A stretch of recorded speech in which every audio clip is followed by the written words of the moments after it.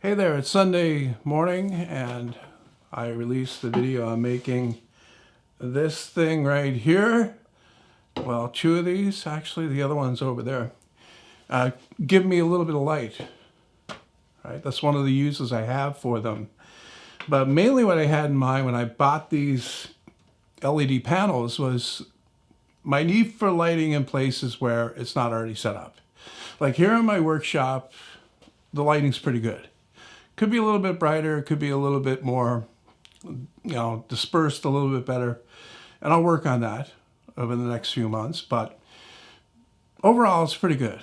But occasionally you need more light. And especially in a place where there's not already light set up.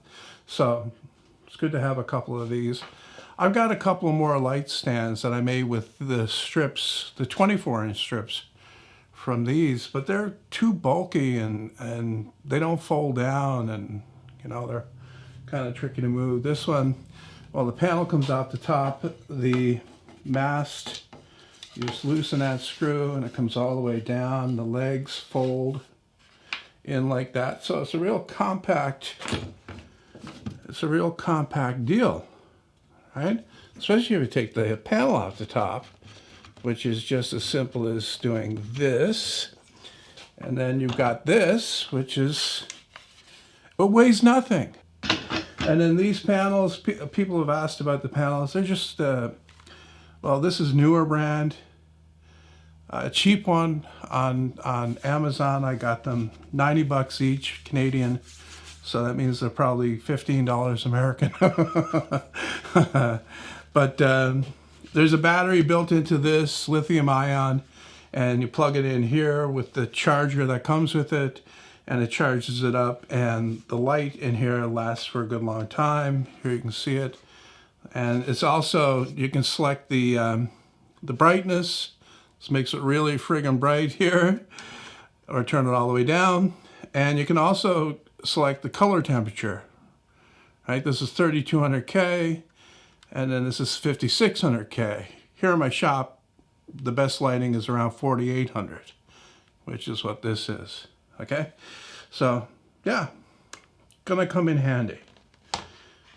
Very handy, I think. So I edited that video yesterday, and while I was doing it, I kept remembering all the comments that I've been getting lately, especially over the last year, having to do with safety. And, okay, about a week and a half ago, I added 2 words to the filters on my channel comments thing.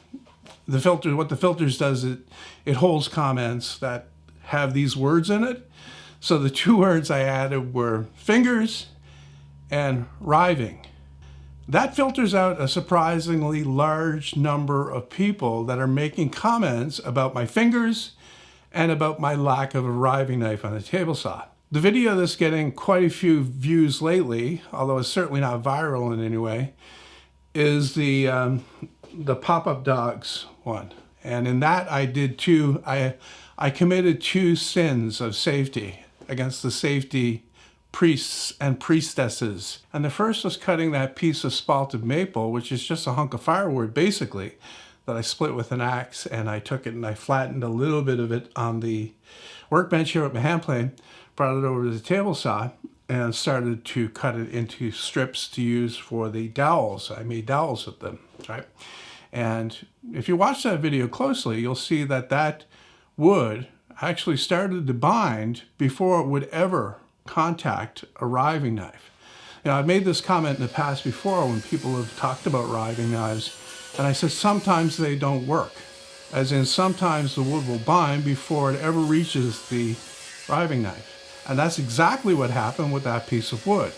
It started to bind, I pulled it back, and I recut the curve, which I've learned to do over many years of using the table saw. And I've said many times in the past that it's good to have a riving knife if your saw comes equipped with it and you're more comfortable using a saw with that. But it's better to know how to deal with kickback as it's happening, as it's taking place. And there will be a lot of people, and I have to assume that they're very inexperienced people, or their experience is such that they simply aren't paying enough attention when they're making the cut. They'll say that you can't anticipate kickback or you can't stop it while it's happening. Well, I've got more than 30 years of experience using a table saw, and I can absolutely say if you have the experience, you'll be able to stop 99.9% of the kickback that happens. I'm actually at the point now where the only kickback that ever happens is the stuff that I stop, because it's such a rare event. There are certain things that I do, there are certain things that I avoid when I'm cutting the material to begin with to kind of mitigate the chances of kickback even taking place in the first place. And these are the things that I do regularly. Not just when the camera's rolling, I do this all the time, and people don't notice. They don't notice these extra things that I do that are actually safer than the stuff that they see people doing with the blade all the way up. It's sticking like 2 inches above the stock. The riving knife is there, and that's all they've got a checklist there of things that they see. Okay, the guard's not in place, but he's got a riving knife, so he's getting points for that. And then the second one that I got a massive number of comments about that I deleted, and I banished the commenters, was how I made the dowels on the router table, and I pushed the stock through with my finger on the end of the stock like so. At no point was my knuckle close to the router bit. Look at what you have. You have the table saw, not the table saw, the router table top, the router table fence, and then the bit is just in that very corner. And it's cutting the very corner off the dowel. My knuckle is not close to that. I was very careful about my placement of the knuckle to put it in the, like, away from where that router bit is actually cutting. And once again, this is me doing things that I'm comfortable with in my workshop. And it's absolute nonsense. It's absolute bullshit to say that somebody that's new watches what I do here in my workshop and thinks that they can replicate it in theirs. Sees me holding the end of the stock like I'm doing, running it through the router, and feels comfortable.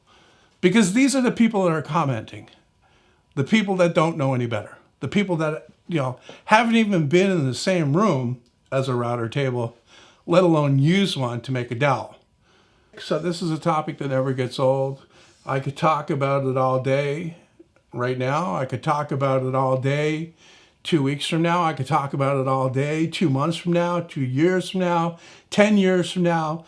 That is, if you're allowed to do any of this stuff in 10 years because of the way, everybody having to be safe is changing. It seems like on a daily basis, people have to sit inside their house afraid of going outdoors that they might catch something to stay safe and stay alive. For what reason? What possible reason? I can't understand. Was it just to suck back the air and consume? Is that it? Is that what life is now for people? Just to exist and watch videos on YouTube or watch Netflix all day? I started to go a little bit sideways with it, and I had to dial it back. The fury was rising. My anger was increasing. And I said that doesn't get you anywhere here on YouTube, where you've got so many people that simply are offended by your anger. They're afraid of your anger. You're hurting them with your anger. They'll report you to the thought police for your anger. Anyways, I'm going sideways again, sorry. So, I was editing that video yesterday, and I left that caption there just to clue people into what I'm doing. I've been doing this for about 5 years, actually. I've been deleting those comments, and I've been banning those people. And I've got a small city-sized population of people that I've banned at this point, and I think it's doubled over the last year. So I don't know where it's going. I said before that I was thinking about, censoring out any of the cutting sequences or anything where any kind of tool is in operation that could possibly be construed as being dangerous. And then, just to avoid these comments which just keep coming in. And people say, well, you're too sensitive to that. Well, try doing it, guys. Try doing it. All right? Try doing this for 10 years of the constant, steady rain of these types of comments, and then never to see it abate, never to see it slack off. It just keeps getting worse. So I'm starting to shift that way again because, I don't know. We'll see. We'll see. Anyway, that's it for now. That's it for this Sunday. I can't explain it. I can explain it in that I was thinking octagon. When I had this in my mind when I came out here, because I drew this all up in SketchUp. But when I came out here, I didn't have any of the details memorized or anything. I just did it from memory, and I kept thinking this was an octagon.